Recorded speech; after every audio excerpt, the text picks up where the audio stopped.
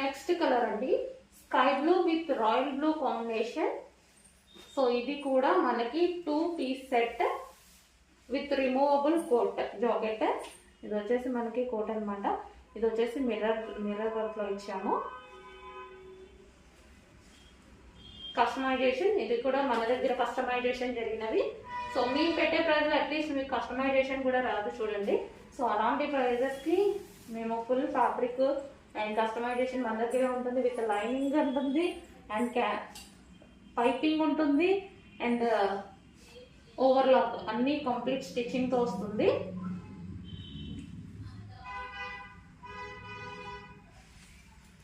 Crushed georgette వచ్చేసి మనకి crushed georgette ఉంటుందండి.